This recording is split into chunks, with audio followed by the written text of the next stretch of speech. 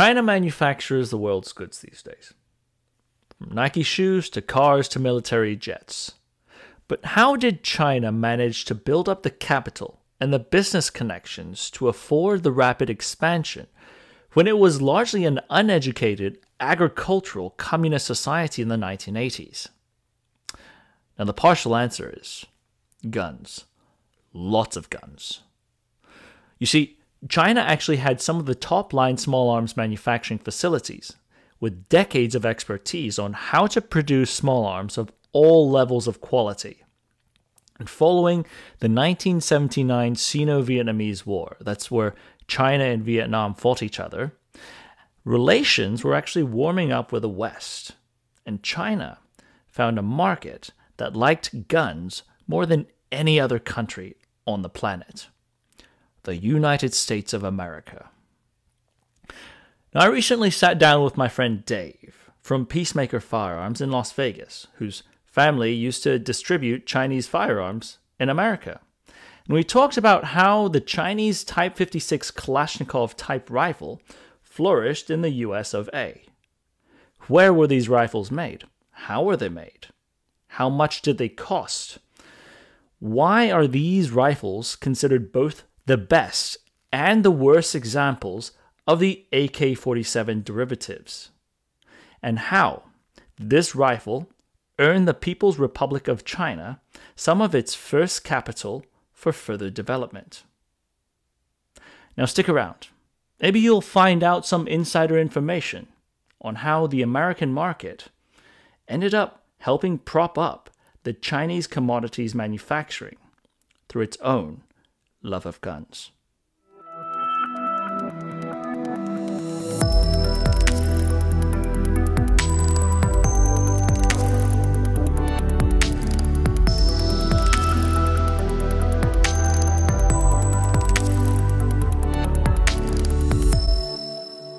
Yeah, so Dave, tell us a little bit about your background story. Like, how did you get into Chinese firearms? What was your family doing back in those days in the 80s? And what was your core level, like your childhood growing up with these things? So basically my father started distributing Chinese firearms here in the States back in the 80s. And mostly it was SKS rifles, AK type rifles, the Type 56 assault, if you will. And as far as experience with them is, being a 9-year-old kid, other kids have a Ruger 22, and I got SKS rifle and sub 62x39. So. Now, the subtleties of these things. You call it a Type 56 assault. And people out there may not understand. They may get upset at the term assault. Now, the Type 56 is a designation for a family of rifles in China that shoots the 7.62x39 M43 cartridge. There are 3 of these firearms. One is the SKS, the Type 56 Semi, as in semi-auto carbine, the Type 56 Assault, as in the Type 56 SMG, which would be the Kalashnikov that we know, and then the Type 56 Light, the Type 56 LMG, which is the RPD light machine gun. I thought I'd clear that up because I know some guys are going to hear this and go like, oh, that's not an assault weapon. Especially with the political environment that we're in nowadays. Exactly, yeah. It's just how it was written in the books. It's how it was defined. So anyway, sorry. So suffice to say, you've grown up in an environment where you're very familiar with these things. Correct. Yeah. So I think one thing when we were on the phone the other day, we sort of had this conversation about China and the Chinese economy and how it opened its doors. And back in the day, the story of how during that process of China developing its economy, really looking back at commodities that China had to sell. And there really wasn't a lot. So then China turned to trying to sell to the US market, and they looked at the commodities that they had, and they were thinking, what do Americans like that we make? Guns and more guns. So I guess, you put 2 and 2 together, you get what we see back in the 80s and the 90s. But I think we ought to dial it back a little bit. to really look at the story. Where did this start? I mean, first of all, how did China as a peasant country end up with the technology? And how did the whole lineage of Chinese guns that were being exported develop from? I think we have to go back to the 50s, beginning 50s during the honeymoon era of between China and Soviet Union. As you know, Soviet Union sent a lot of visors, blueprints, production lines to China to Mm-hmm. make guns, ammunition, all that stuff. And one of the most important component would be teaching the Chinese people how to make steel, proper steel to make guns and artillery. Because I remember during the Cultural Revolution, they were like melting pots in urns to make these literally pot metal that wouldn't perform worth a damn. No, no, it won't because with the Soviet help, it kind of propelled China being an agriculture country into a semi-industrialized country. I think it was one Mm. of the key major turning point was during that time in the beginning of 50s. So that's when the Type 56, 1956, the blueprint for it would actually be more apt to call it the AK-47 type rifle because it did directly come from the Type 3 Soviet AK-47 Right. into becoming the Type 56 rifle. So that's where they got a lot of the baseline knowledge from. And so how long had they been manufacturing these up until for the local consumption? For local consumption, I would say probably up until 80s or 90s or so. Mm-hmm. Because a lot of factory closed down back in the early 90s because they just weren't in need anymore. So a lot of factories closed down. Okay. The biggest one being, the original OG factory, the factory Triangle 666, which is called something else, another factory codes. We'll get into the factory code in a bit when we're talking about the actual imports in America, because I think that's interesting, because the Chinese did not actually stamp the real factory codes. And this is something I learned from Dave. They would try to conceal the amount of factories, the factory itself, which factory located in what location. But anyways, I feel like one of the biggest turning points for what we see the current Chinese Communist Party and the current Chinese society was the Vietnam War. But not the Vietnam War that Americans think we're talking about. I'm more so talking about the Sino-Vietnamese War in '79, right? Right, correct. So what do you think really changed during '79? I think you're going to see the change of the difference of two countries in terms of economics. China being propelled into this major manufacturing hub after the war, what America and the West has helped, and you're going to see Vietnam being put in a really bad position after the war because of destroying of the infrastructure and everything else. But now we're actually seeing the reversing of that. We're seeing all the manufacturing going to Vietnam, and decrease in China nowadays. So it's kind of interesting how that goes. But during the 80s, I think that's one of the reasons why we're seeing a major surplus of rifles that we're seeing here, because after the war, China realized a lot of these rifles were not needed and they were inferior. So they kind of wanted to sell them and get more capital to make better and more guns, such as the Type 81s. So Type 81, that basically it was right after '79, right after the Sino-Vietnamese War. I had thought the Type 81 was a mashup of the Kalashnikov and the SKS, but Dave had pointed something out to me in an early conversation. What is the Type 81? How did the Type 81 come about? So the most major common belief that Type 81 was based off on SKS and AK combined, but during 1979, a Vietnamese sniper was actually captured or killed, and next to him was a Soviet SVD rifle, which was a major, weapon platform at the time. So it was sent back, reverse engineered, and Type 85 Chinese copy of Dragunov, which you had on your video, I believe, before. That's when that came out. And when they saw the piston system that SVD had, they said, why don't we just accurize the rifles with the system as well? Because one of the major setback of Type 56 that they believe in is long stroke piston system, and they give the rifle in the bad accuracy that they believe they had. But I don't think that was the whole thing. I think it was due to shooter's error more than anything else. But Type 81 combining with the SVD system does have a better accuracy in terms of full auto fire. So was in 1981 were they mass trying to switch over to the Type 81 and dump the 56s? It was a slow process. In during 81 when it first came out, it had problems too, and I don't think it was put in the battlefield until like 82 or 83. And they saw a lot of good results from those rifles. That's when they started seeing, oh, we got to get rid of SKSs and AK type rifles and switch over to these completely. But Type 81, as you know, wasn't used for very long either because of a lot of other political reasons. Because they never wanted to be seen as the Russians' little brother kind of type. It was over pride than anything else.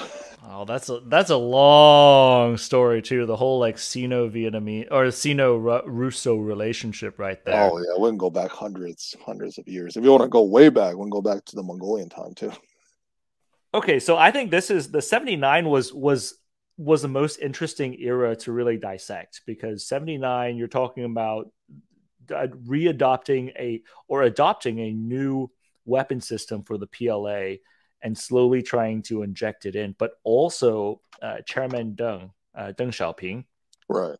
was also pushing for opening the Chinese economy, basically trying to become more compatible with the world and recognizing how poor China was in the 80s.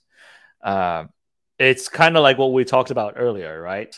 What does China produce that is of quality? And what does America want? What does the world want that China would produce back then? I'll tell you, it wasn't iPhones. That's for sure. Or Nike shoes. Right. So you look around, and the only thing really that was around that China was producing were firearms. Right. Yeah. And so I think this is a point where we start looking at the Chinese Type 56 rifle, the Kalashnikov version to be specific, because the interesting thing about this, you always hear people, it's on two extremes, right? Either they're saying a Type 56 is the worst Kalashnikov ever to be made. Probably someone from the Middle East or Africa looking at something that they have in their hands. Right. Or someone saying, wow, the Type 56 is the best version of the Kalashnikov ever made.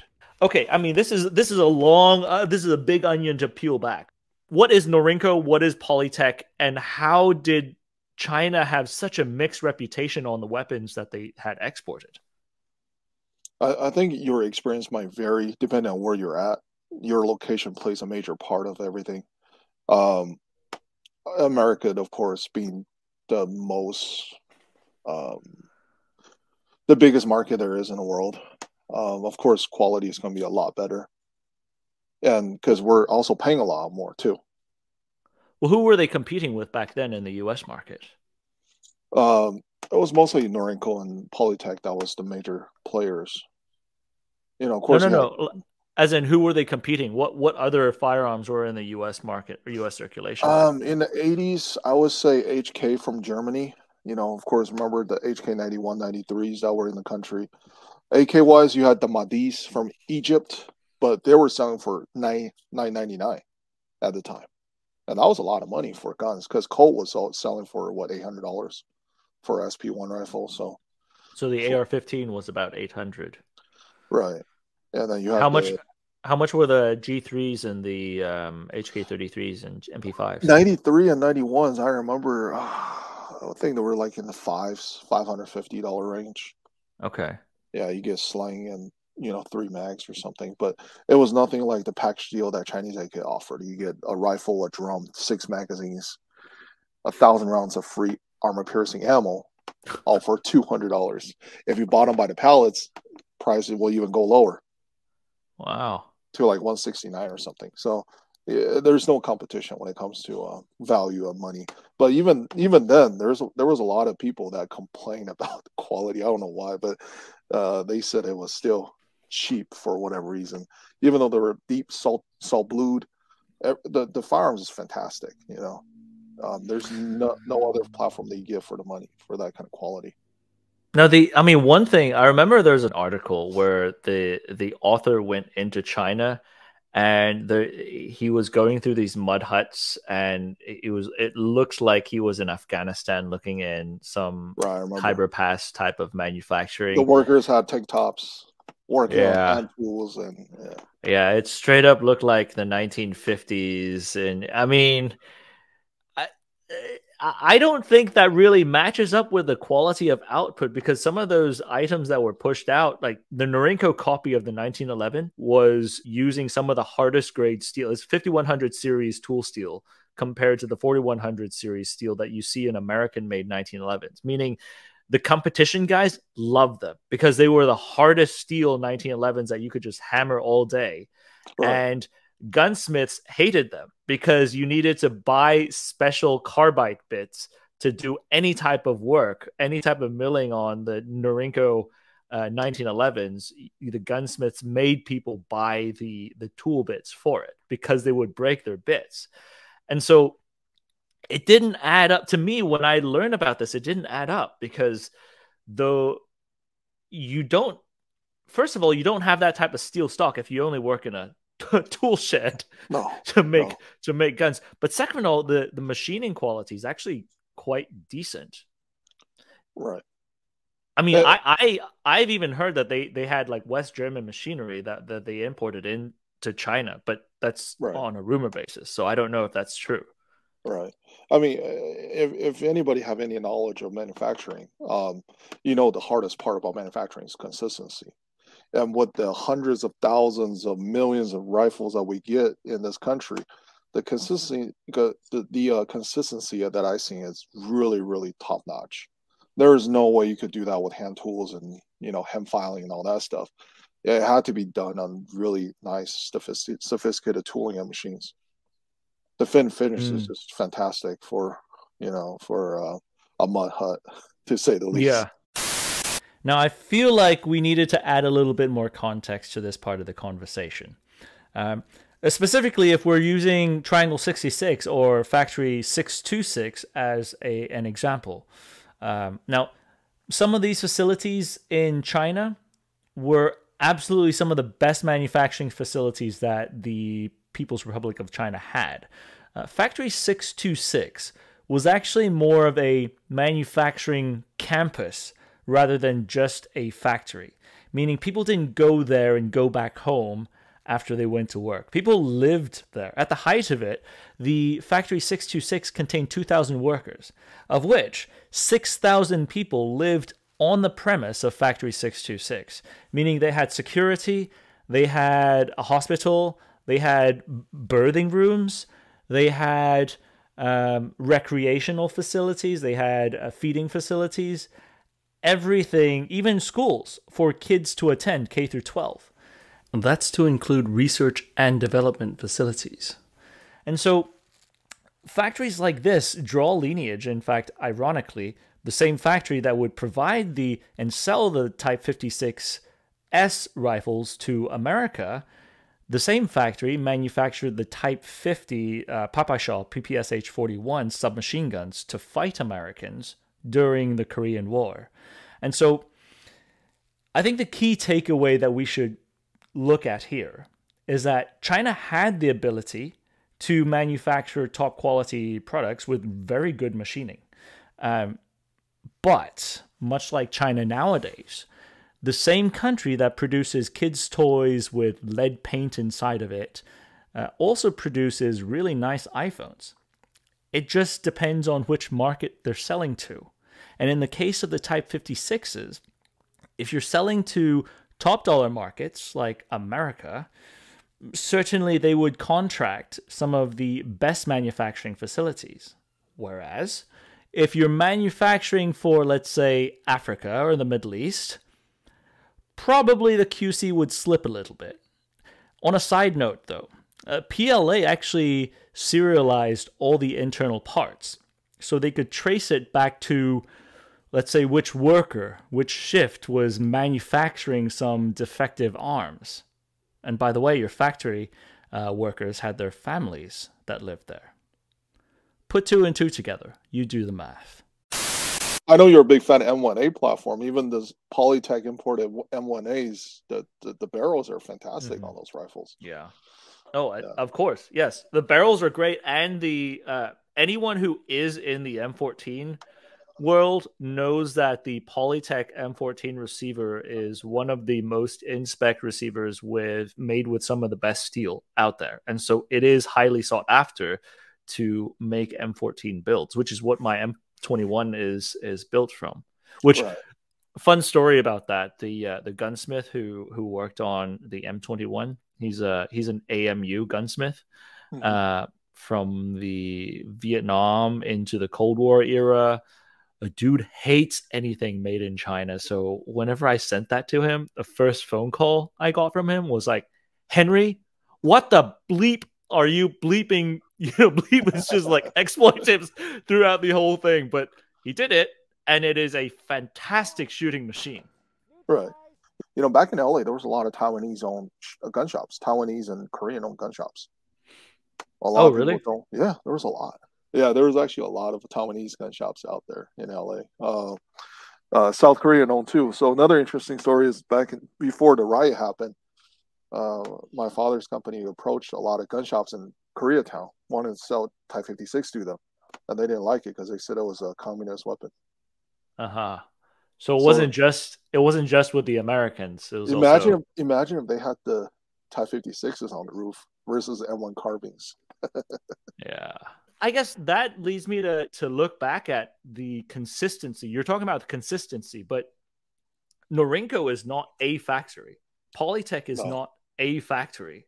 They're merely importers. They're merely importers of arms. Norinco actually did more than arms. They did toys, buses, motorcycles. They did a lot of different variety of products to different parts of the world. Polytech mostly did small arms.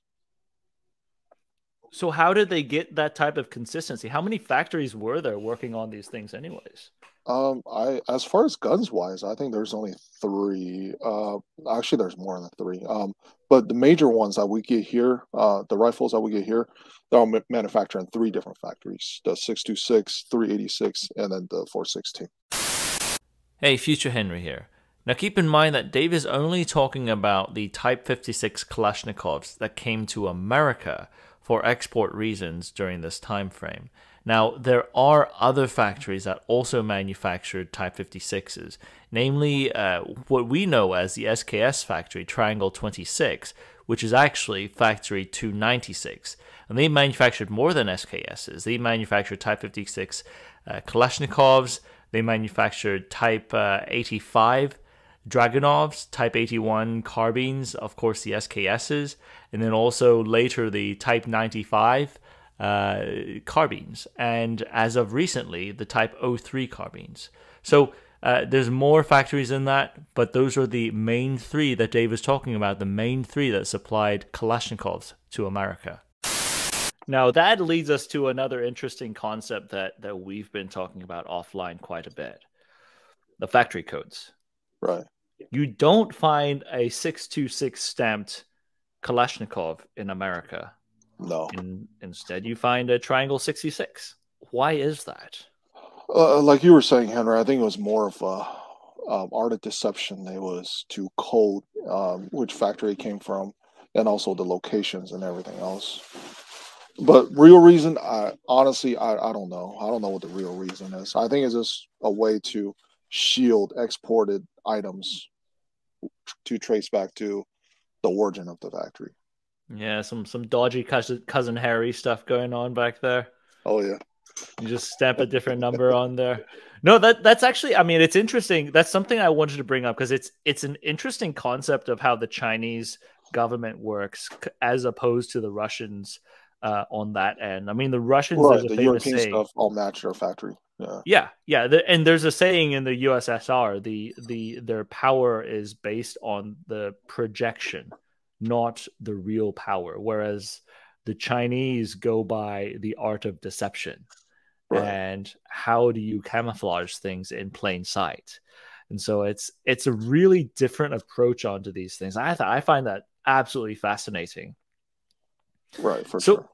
so back in the day, right? So we're talking about the 80s onwards, and the market for Chinese imports really came about.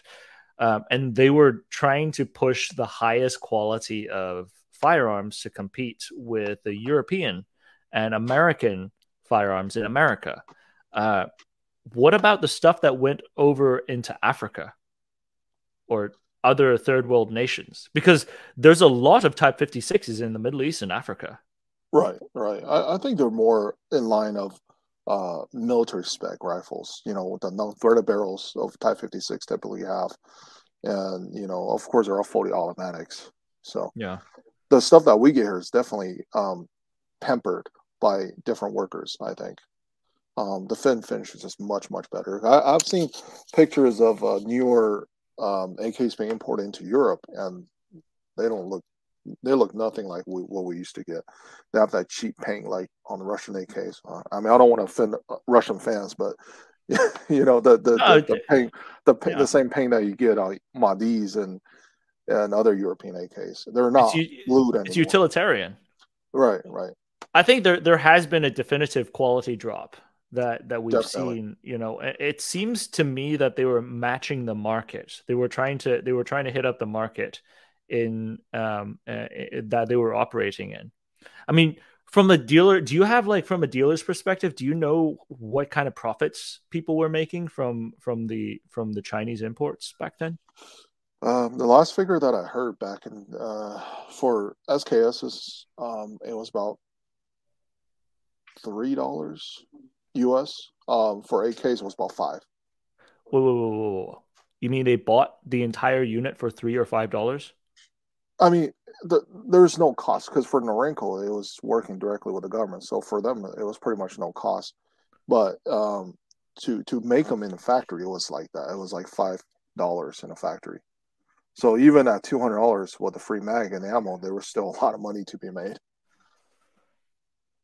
So there's a huge margin for these Oh yeah, Chinese. huge, huge margin. Yeah, I wish the gun business was still like that. I wish the gun business still had margins like that, but unfortunately we don't.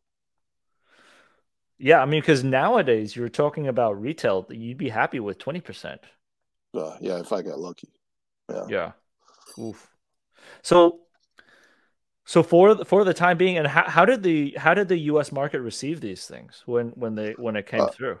when they first came in, like you were saying about the gunsmith, like that gentleman right there, everybody who's been to Vietnam War, they hated the weapons because they were getting shot by these weapons made by the same people. So, but the people that really like guns, enjoy guns, and for people that wanted to use them as investments later on, they bought them by the pallets, and it was cheaper to buy by the pallet too. The guy who brought in the NDM 85s, his company was in El Monte at the time, and he actually went to my dad back in then I think in '93 or '94, and asked him if these are great items to sell here. But he said, "Who's going to buy these for $500?" My dad didn't think they would sell, and he wanted Really? retail $499 on those the NDMs because he was getting them for like $100. So those were the more expensive items. Right, because they got a nicer wood. That's why he was the guy that had the idea of having the velvet case. Remember the really nice ones? Yeah. Now they're like $12,000. The velvet Yeah. case ones. You and your family have a really interesting perspective on this, having basically limited access to the back end, but then full access to the front end in America. Uh, how did the American and European manufacturers receive this? I don't think they took it too well. Especially I think Colt felt the most amount of heat because of 1911s, and a lot of people didn't know about this, but actually they were in line to bring in AR-15 copies as well Hmm. because China had toolings from the Philippines, real Colt toolings to make the AR-15 copies. So they're about to bring those, retailing for $299 compared to Colt's $800. The barrels might be a little less quality than Colt, but Mhm. the BCG the bolt carrier group and everything else is all full auto rated. It's not the, remember when Cole had the Sporter rifles, Mm-hmm. the whole semi-automatic. Yeah, it's nothing like that for a lot cheaper. And then you had the M1As coming, you had the 1911s. So it was U.S. manufacturing, I think, felt the most amount of heat, especially Cole and Mm. Springfield. Damn. So what happened with the Chinese imports to the U.S. market? As everybody knows, who likes guns, 1989, Bush Sr. signed the importation ban. I think it was mostly targeted Chinese rifles more than anything, because other countries weren't bringing. I mean, HK Germany didn't bring a lot of rifles in large numbers. It was mostly Chinese rifles. You don't have a lot of Madis. You have very limited Madis in here. You have very limited other imported rifles. You have Mitchell Arms from Yugoslavia that was bringing Yugo rifles in, but that was also very limited numbers, like in the thousands. It was nothing in terms of scale like a Chinese rifle importation. Yeah. I mean, you're talking about hundreds of thousands and then millions later on with the Mac 90s. I mean, that's an extreme profit margin, though. I mean, if you're talking about $3 to $5 per unit, and then you sell them for how much did you say? Like 200. 150? 150 if you bought them by the pallet, or 169 if you bought them by the pallet. SKS is for about $99, $69 if you bought them by the pallet. So I mean, that's insane. That's like printing money off of trees. yeah, pretty much. Huh. Yeah, ammunition, I don't think the government actually wanted to charge money for ammunition because they just have big surplus of that, especially after the Sino-Vietnamese war. So that war actually played a major part in terms of both economic growth for both countries, both China and Vietnam, and then for the arms market here in the States. So following that ban, what did it do to the Chinese arms industry? At first, they tried to cope with it. They try to do, as you know, the Mac 90 stuff, the so-called sporter rifles. A lot of rifles were already here. They were sitting in containers, so they had to be converted locally to put on that, the sporter stock. So let me kind of interject here. So some of the audience may not be familiar with this, especially some who are overseas.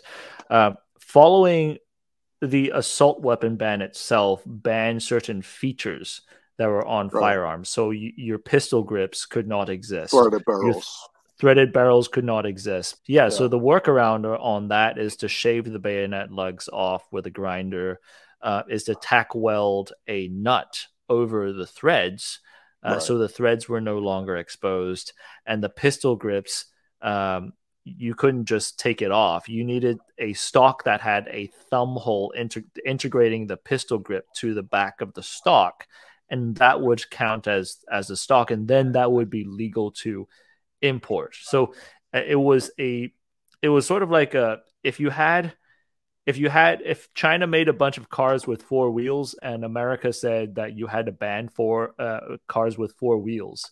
So then in order to sidestep around that, you add like a 5th wheel in the back, and you like basically screw a 5th wheel in the back, and it's an importable merchandise. That's basically what they did. Right. It was butt ugly. Yeah. Yeah. That big fat sporter stock, it was yeah. So in a 5-wheel car example, that 5th wheel would have 0 use. It would just literally be there because it sidesteps the ban itself on a 4-wheel vehicle. Anyways, sorry. So that brought a lot of what we call Mac 90s, the post-ban era Chinese guns. I mean, how did the Chinese firearms industry cope with that? It was the sporter rifles that was brought in, and also more pistols were brought in because pistols wasn't considered as a military rifle. So a lot of Type 54 pistols, Type 59 pistols were brought in during that time too. And they all had great margins too. Those Type 54 pistols were dirt cheap to manufacture. Of course, for a lot of audience out there, it was the copy of Tokarev pistols. Yeah, well, we call it in Hong Kong the Black Star pistols. I used to call it the poor man's 5.7, basically, because it had a bigger round, 7.62 by 25. And then you have the Type 59 pistols, which is a copy of a Makarov. I feel like the 80s, like this turned into almost a cash crop, because these were state-owned facilities that were turning these things out by the droves. So China was able to garner a whole lot more on the income side for developing of other industries, because in the 80s and the 90s, that's when they started. It's kind of like what you were saying, the Nike shoes and some more civilian-centric industries started to kick up. The whole Made in China label started to appear on American shelves because the factories started angle themselves more towards consumer goods. The consumer good market production was increasing. Right. But that was the initial capital that they needed to establish some of these factories, right? Yeah, for sure. For sure. Even though a lot of factories in the civilian market is owned by individuals, but with exporting small arms and ammunition, they propelled the economic growth over there for sure. So what happened to those factories? What do they make now? Um, as far as I know, a lot of factories closed down actually. So what if you have a Chinese AK made in factory either 626, 416, they would never be seen again because those two factories closed down in the 90s already. And you have the 386 still in operation, but they're not making too many rifles. It's pretty much like in a semi-closing stage also. Do they still have a market that they're supporting? Probably Middle East or Africa, I would assume, because I never see them here. And Yeah. I know SDM rifles have to come from somewhere, so I assume they come from 386 factories. There's SDM for the audience out there is a Sino Defense Manufacturing.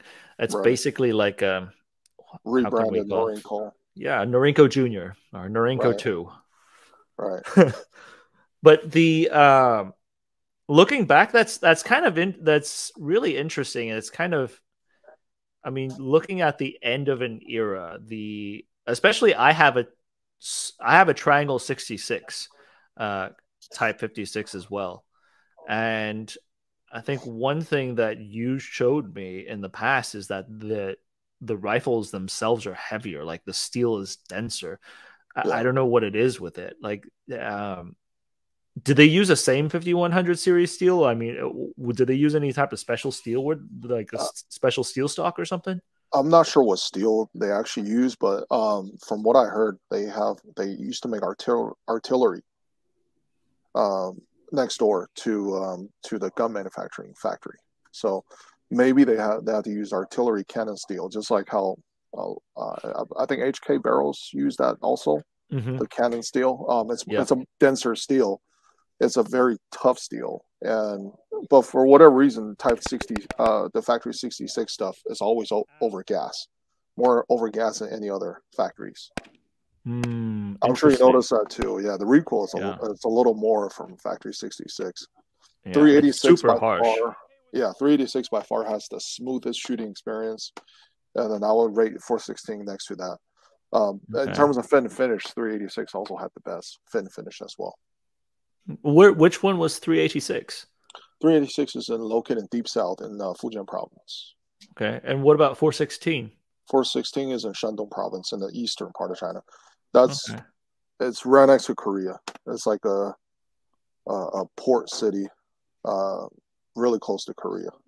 So that's okay. So that's an interesting thing to talk about. Was the it sounds like was 626 up in the northeast as well?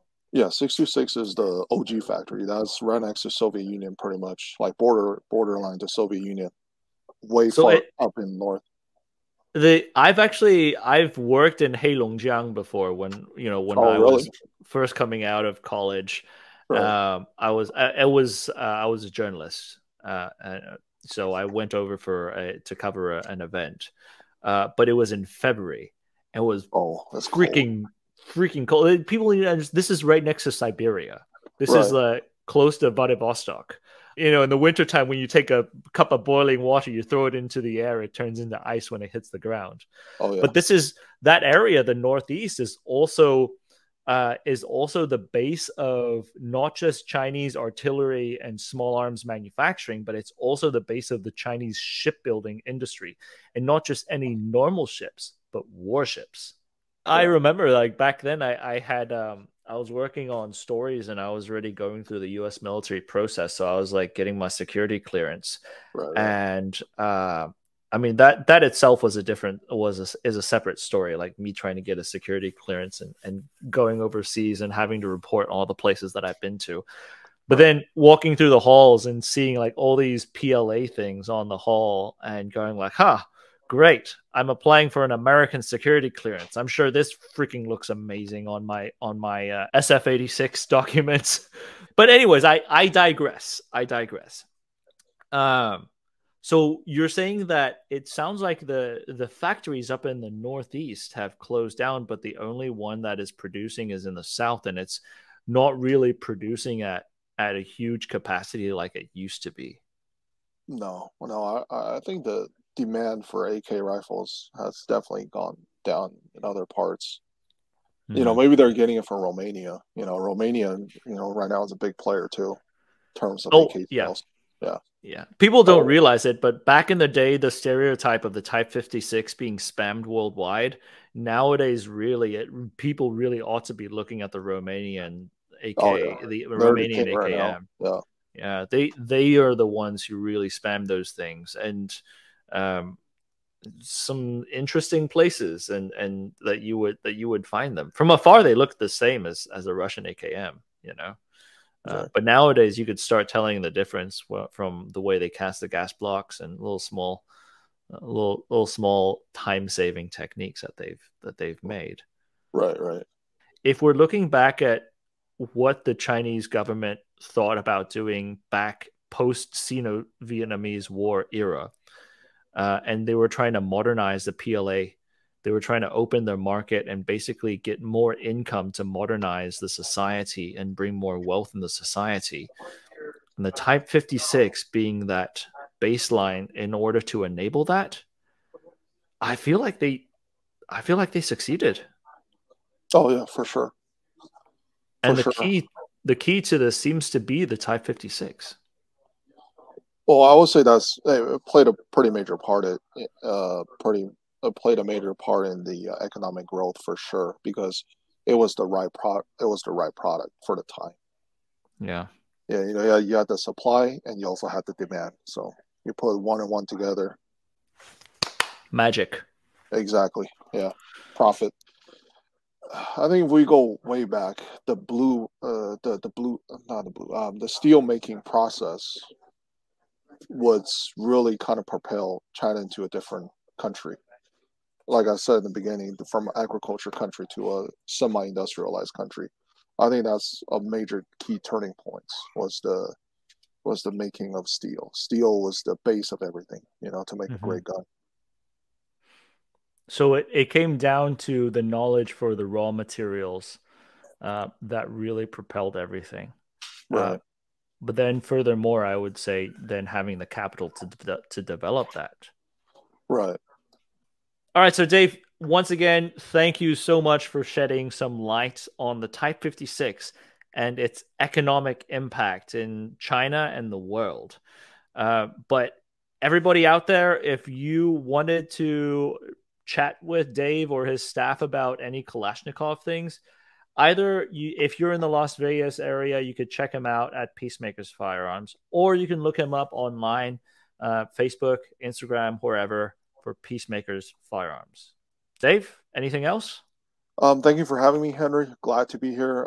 If you guys want to see some older pictures that we had here in the store, check out Instagram the Peacemakers Firearms, and hopefully you guys enjoy the content on there. Cool, man. All right. Thank you so much. And Thank you, we will Henry. see you guys on the range.